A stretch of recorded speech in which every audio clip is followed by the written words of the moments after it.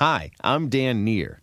In 1987, Yes vocalist John Anderson was having a dream.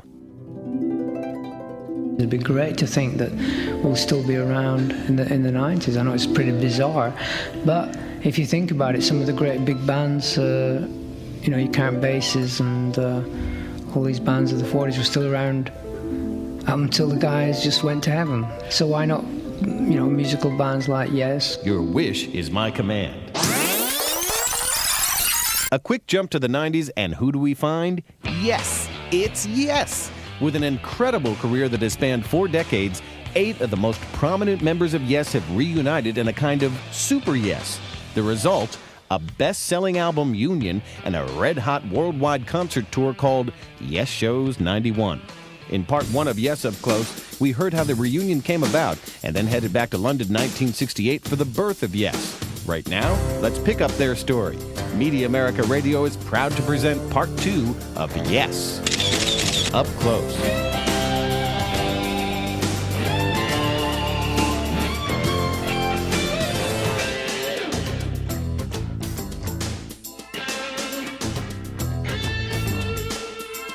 In the street where we live, there's a place called Desire. There's a stone cold intrusion of madman's. You do what you want to do. There's a place in my heart for you. This time I'm watching you. Saving My Heart from Union. There could have been any number of reasons for a band like Yes to reunite, but John Anderson saw the real reason in yet another dream. There's a dream that I had once, which I really firmly believe is the true story behind Yes.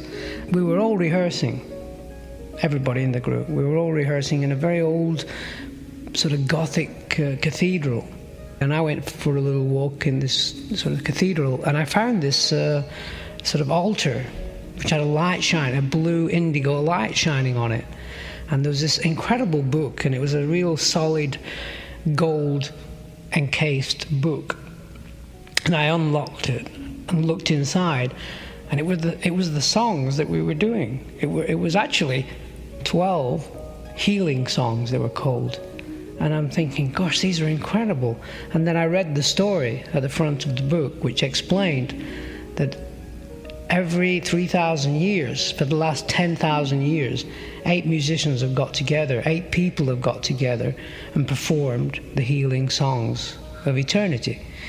And this is the 3rd time.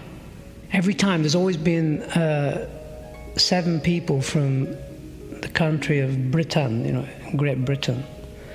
And 1 person has come from another part of the earth. The last time it was Lancelot. And this time it happens to be Trevor Raven from South Africa. I was thinking, gosh, this would be a great idea for an album. I said, wait a minute, this is a dream, isn't it? And then this voice said, John, it's your dream. You can take this into reality if you want to. So I thought, yeah, I'll do that. So when we started this project last year, I explained about this book that I'd found. And I wrote it all down, I wrote all the songs down. And it just happens that over a year it's taken for these songs to come to fruition. They are the same songs that were in the book. Well, that takes care of the present day, Yes. But right now, let's travel back almost 20 years when the band stunned the world with an amazing song, Close to the Edge.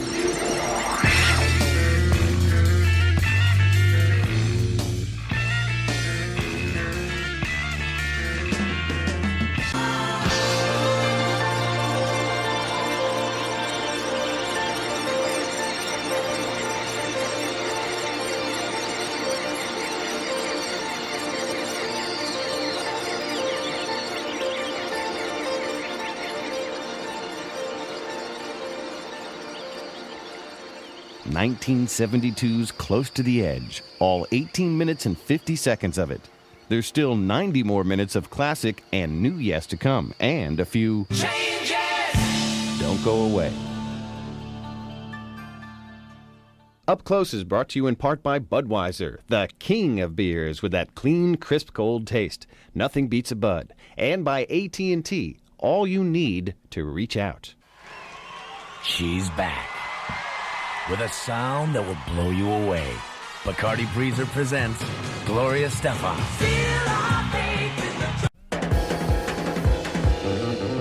Welcome back to part 2 of Yes, Up Close.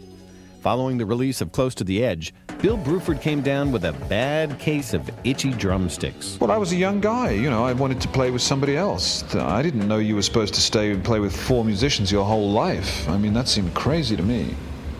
So I wanted to go and find out how other people made music. So off went Bill, and in came Alan White. I was touring in Europe with Joe Cocker, and I got a call from a friend of mine, Tony Dimitriadis, who now is the manager of the band, saying that Yes would like me to join them. And luckily it was the last week of the tour, so I flew back to England, and I had it was 3 days actually to learn the whole repertoire. And then I was playing in Dallas, Texas, first gig. 2 albums later, Rick Wakeman left. He was replaced by Patrick Moraz, who in turn was replaced by Rick Wakeman. Rick returned just in time to record Going for the One.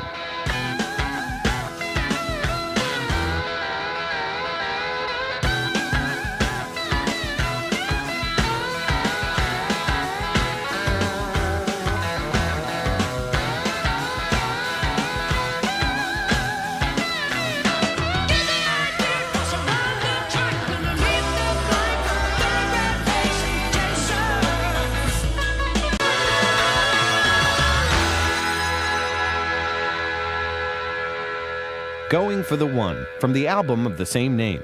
That record had been preceded by Yes's biggest tour ever, when they played to over 1.2 million fans. On stage, they shone. In the studio, they dazzled. But which did they prefer? Steve Howe. I tend to think that each time you're doing one of them, that's the one you think you like best. Because they're the 2 main forms of work that I do. I eat into them pretty seriously, whichever one it is. I don't really think, if I look on reflection, that when you've finished a tour, you feel any different than when you finished an album. Because if you just finished a long, intensive time in the studio, you've tried to give it your all. You've twisted and bent and sort of done as much as you can. The same at the end of the tour. So, but the excitement of a concert is obviously more unique than, say, spending a whole day in a studio. I woke this morning, love laid me down by the river. Drifting, I turned on upstream, bound for my forgiver. In the giving of my eyes to see a face, sounded silence me.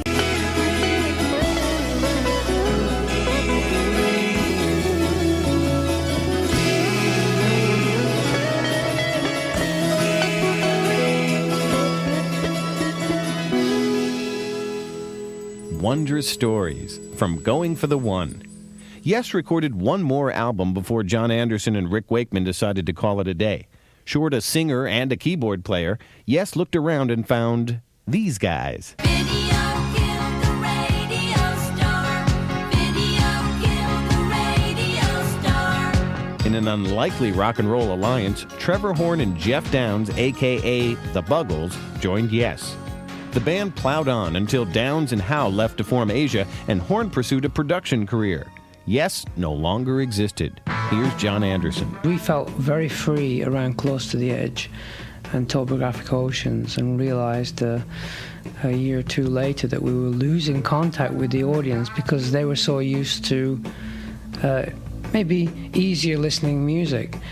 So we had to actually break up for a while.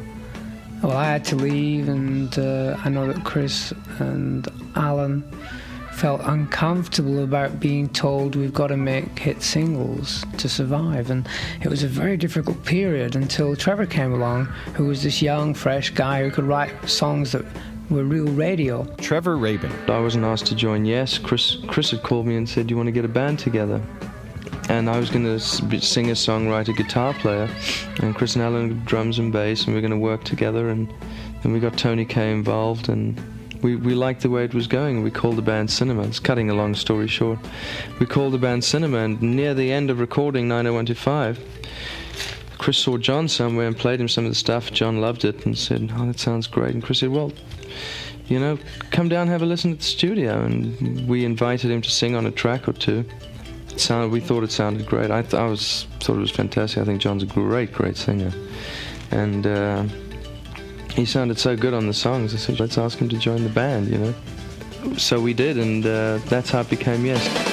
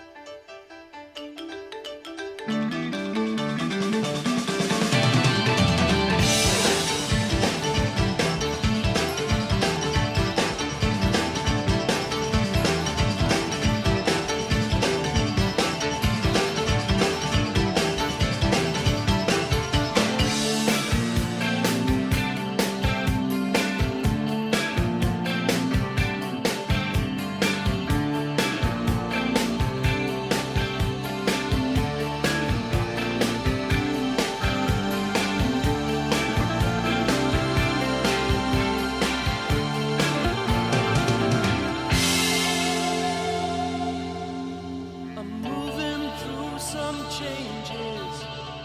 I'll never be the same. Something you did touch me. There's no one else to blame.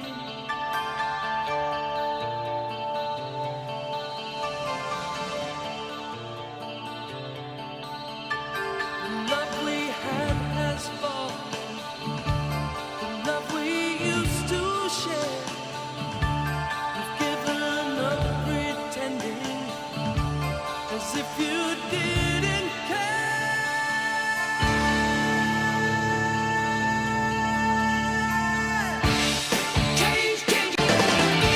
Changes from 90125.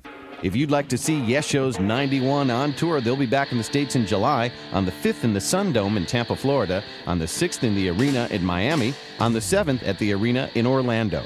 When Yes Up Close comes back, the band answers its critics by taking the #1 position.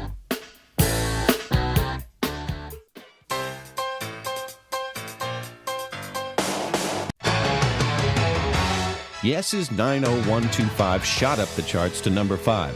The fact that it didn't sound like the Yes of old might have got some critics rattling their pens, but it didn't faze Trevor Rabin. It was good not to be confined by whatever restrictions the name Yes might conjure up, although it's a pretty broad kind of, you know, the parameters are pretty broad, but it was, you know, I wasn't thinking, oh, well, I've got to fall into this format because it is the band. And so we did the album and then called it Yes, because it sounded with John's voice and the people in the band, it sounded like Yes, even though most of the material was material I had written before meeting the guys, and it wasn't very Yes. And some people have questioned that, saying, well, it's not as authentic as what Yes used to be. But if you go through from one Yes album to another, they were pretty radically different, and I think in that sense we kept up the tradition. You can fool yourself. You can cheat until you're blind. You can cut your heart. It can happen. You can mend the wires. You can feed the soul apart. You reach, it can happen to you. It can happen to me. It can happen to everyone eventually.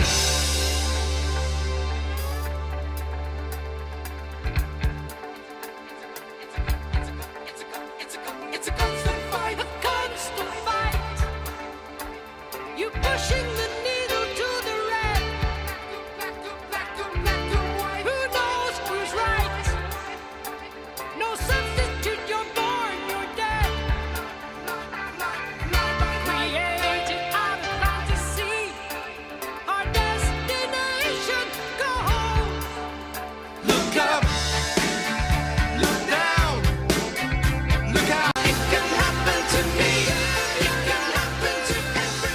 It can happen from 90125.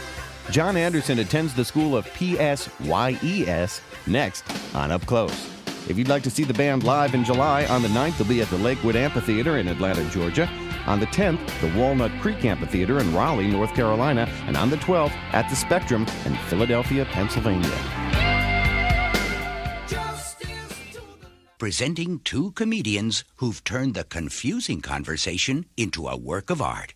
Abbott and Costello. Look, Abbott, if you're the coach, you must know all the players. I certainly do. Well, let's see. We have on the bags, we have who's on first, what's on second. I don't know who's on third. That's what I want to find out. I say who's on first, what's on second. I don't know who's on third. Are you the manager? Yes. Hi, I'm Dan Neer, and this is Honest Abe, Chris Squire. It's that old maxim, isn't it? You can fool the public some of the time, or all of them. So some or but you can't. Well, that's close enough, but how does that apply to Yes? You actually have to keep providing a vital sort of entertainment source with kind of the aspect of genuine sort of like progress, to keep people interested.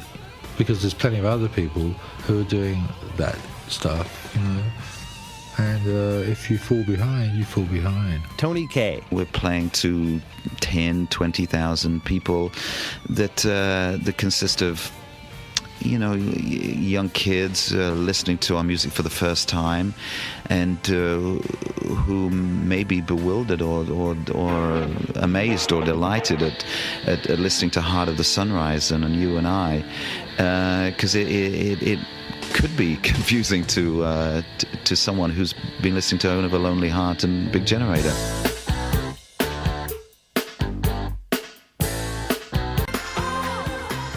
Owner of a Lonely Heart, Yes's first ever #1 song.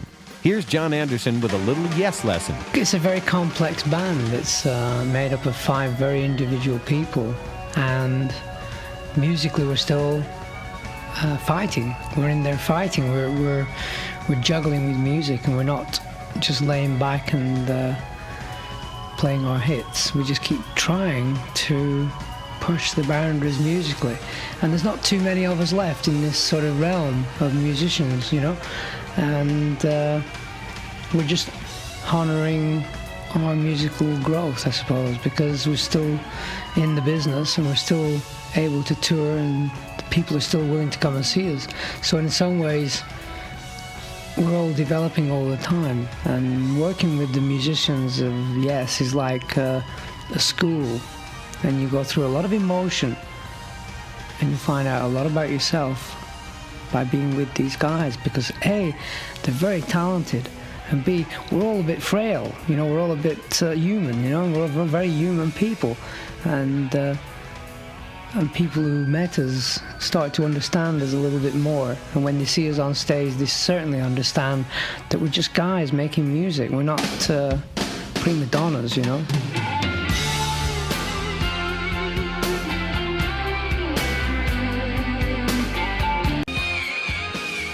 Hold On from 90125. You'd better hold on. Yes's Big Generator is powering up and ready to rock. That Big Generator powers into Madison Square Garden on July the 15th, the Great Woods at Mansfield, Massachusetts, July 18th, and the Finger Lakes PAC in Canandaigua, New York, July the 19th.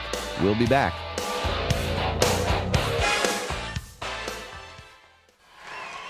She's back with a sound that... 4 years after Yes's 90125 made the world sit up and listen, the band fired up Big Generator. The Yes sound that had debuted on 90125 continued. Trevor Rabin. Yes is a commercial band, so is because it sells records, I was far less commercial than Yes when I was doing solo albums, because they didn't sell as many, so I could say that I was less commercial. It's funny that people are saying, I've brought a commercial influence to the band. I guess in a sense, if you're talking about record sales and the fact that I write songs which are accessible to radio and to top 40, some of what I do is I could take some of the blame or claim for that. But as far as Yes selling records, they've always sold records. They've always been a commercial success. And in fact, on this album, we We certainly didn't make an effort not to be commercial, but we landed up with, Love Will Find a Way. It's just a very honest love pop song with a couple of little curved balls in there, but it's turned out to be #1 play on AOR radio, so we must be doing something right.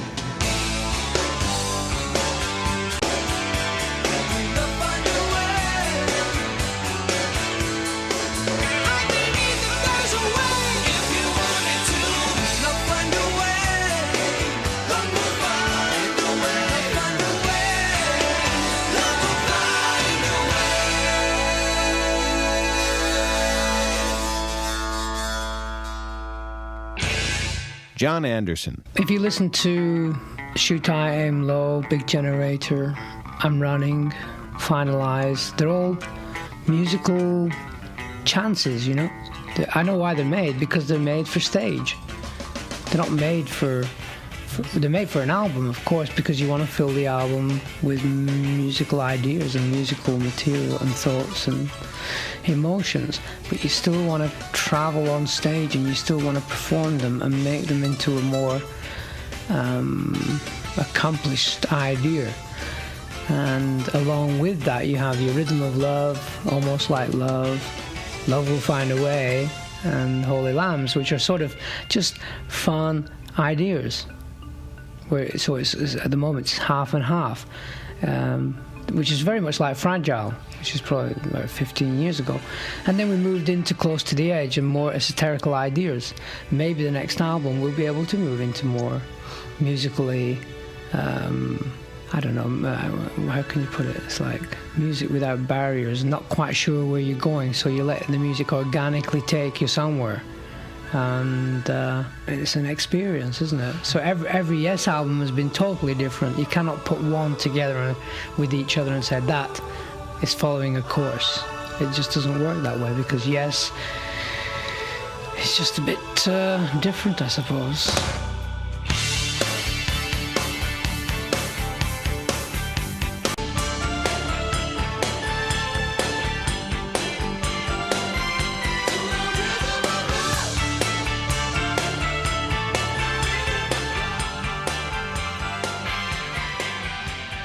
Rhythm of Love from Big Generator. John Anderson briefly switches bands and joins some old mates next on part 2 of Yes Up Close.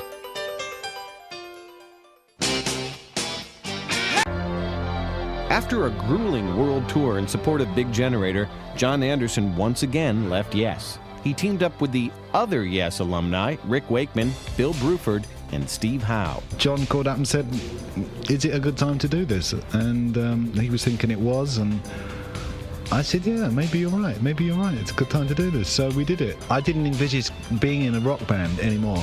I'd left that behind me, and in a way this is the only sort of rock band I could be in, is a sort of a band that I've already been in, and yet doesn't carry all the banners waving of past successes along with it, because after all we are called Anderson, Bruford, Wakeman, Howe, so we are attempting some new identity, but we're not ashamed of the past. Bill Bruford explains his motivations for getting together with his old bandmates. Well, there's a million motivations. I mean, recreating some of this old material, because I'd never played some of this stuff, of course. Close to the Edge I'd never played before.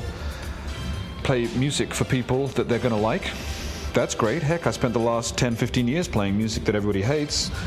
That's, again, part of my job, I think. I'm kind of obliged to play music that you might like in 5 years' time. So there's lots of good reasons. It'll make my mother-in-law extremely happy. I'm going to be extremely well paid, which will balance, effectively, the fact that for most of my life I'm extremely underpaid. Usually in the music industry you're either grossly overpaid for doing very little, or hopelessly underpaid for doing an awful lot. So most professional musicians learn how to balance that. Giving all the love you have, never be.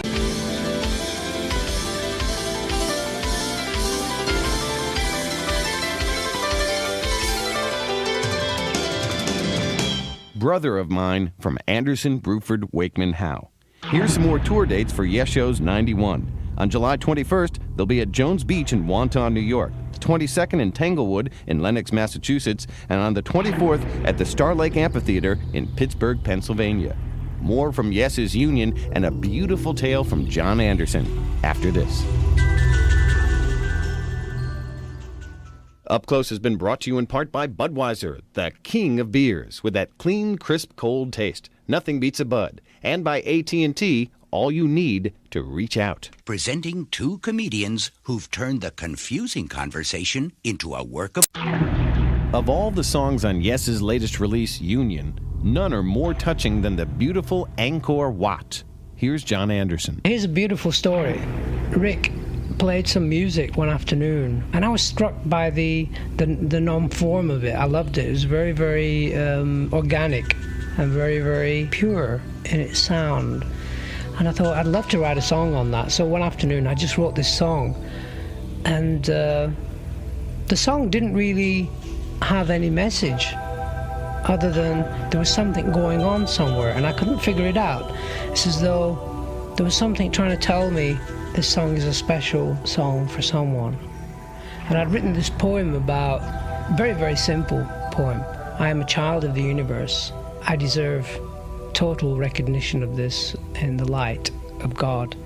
And being a child of the universe, I want to live in a world without war. I want to live in a world without starvation. I want to live in a world without pestilence. I want to live in a world of love, peace, and harmony, because I am a child of the universe. And I thought, well, that would sound really good at the end. And I thought, I'd just been watching a documentary about the Cambodian situation and how Pol Pot and the Vietnamese had got rid of all the intellectuals, all the school teachers, all the nurses, the doctors, the people that were serving, basically. 2/3 of Cambodian people were wiped off the earth. Their souls went to heaven, and they will return to the center of Cambodia. And that's what the song was all about, and I wrote it down very quickly, and I said, it's got to be in Cambodian. So we met this little girl in New York, and I said, can you write this poem into Cambodian? And she did, and she started talking.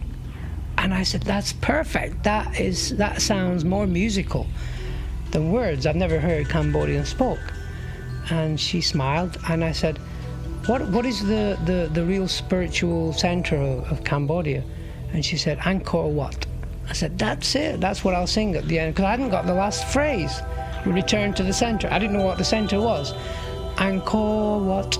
And my wife, Jenny, she got a letter from a good friend of hers who helps people around the world, refugee people. She just got a letter from this lady, Diane, and she was saying, could John find somebody who could help coordinate some sound system for the children of Cambodia that are coming to America in September to, it's a dance troupe and singers and entertainment to try and let the American people be aware of the plight of the Cambodian refugees. And at the bottom it said, we are going to call this project Angkor Dreams. And I said, she couldn't have sent it to the most perfect place, because I just wrote a song about this, you know? And now isn't that beautiful?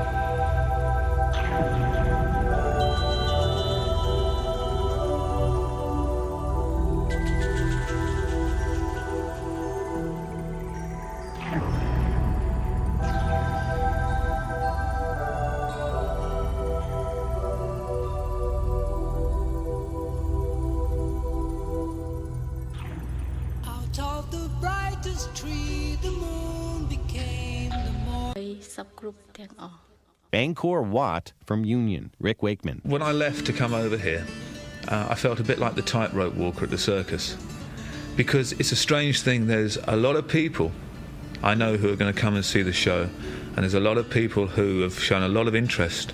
A lot of people, including ourselves, can't believe that it's actually happening in a strange way. But there's the morbid human nature that would love it, not to go wrong in a nasty way, but for somebody to fall off the tightrope, or for there to be a big row between two people or something like that. And I said to her, I I don't know what to expect till we all stand up and meet together. I said, but I said, if the attitude is right, that everybody's done their musical homework before we arrive, and everybody wants to do it, I said, then it'll be nothing short of magnificent. And I have to say, hand on heart, that the attitudes and respect that everybody has for it is just magnificent. See the searching, see the people, see the searching, see the people, see the searching, see the people. Holding On from Union. Here are the remaining dates announced so far for Yes Show's 91 in North America. On July 26th, they'll be at Alpine Valley in East Troy, Wisconsin. The 27th at Riverport PAC in St. Louis, Missouri. The 28th in Riverfront Coliseum, Cincinnati. The 30th at Pine Knob in Detroit. The 31st in Deer Creek in Indianapolis. On August 2nd, Yes will roll into Woodlands in Houston, Texas. On the 3rd, at the Starplex Amphitheater in Dallas, Texas. More dates to be announced. For those of you who want even more Yes songs, Atco Records will be releasing a box set of the band later this year. Chris Squire. The box set is going to be, it's kind of one of those, I suppose, through the history, through the years of the band, and it will feature, some of those unknown, dug-up basement tape things, and peculiar things, as well as different versions of some of the better-known songs that I guess will be on there too. We'd like to thank Phil Carson of Phil Carson Associates Limited, Tony Dimitriadis and Alex Scott of East End Management Company, Brian Lane of Sun Arts Music Limited, Ronnie Lippin and Shel Tarkington of the Lippin Group, Rex King, Mal Craggs, and Diane Gentile of Arista Records. Part 2 of Yes Up Close was produced in New York by Near Perfect Productions as an exclusive presentation of Media America Radio. The producers are David Bales and James Fahey. The executive producers are DeWitt Nelson and me, Dan Neer. Up Close is distributed on compact disc and is copyrighted 1991, all rights reserved. No portion may be used without the written permission of the producers. Join us next time on this radio station as we get up close with your favorite rockers. Thanks for listening.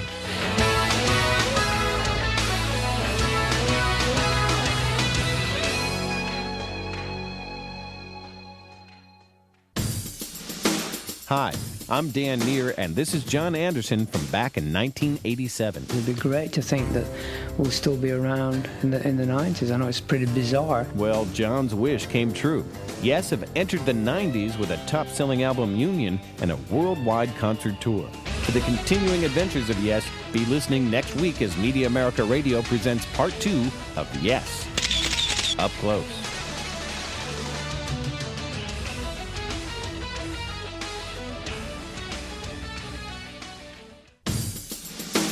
Hi, I'm Dan Neer, and this is John Anderson from back in 1987. It'd be great to think that we'll still be around in the 90s. I know it's pretty bizarre. Well, John's wish came true. Yes have entered the 90s with a top-selling album, Union, and a worldwide concert tour.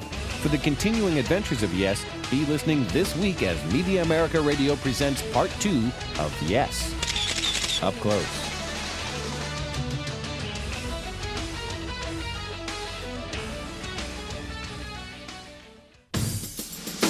Hi, I'm Dan Neer, and this is John Anderson from back in 1987. It'd be great to think that we'll still be around in the 90s. I know it's pretty bizarre. Well, John's wish came true.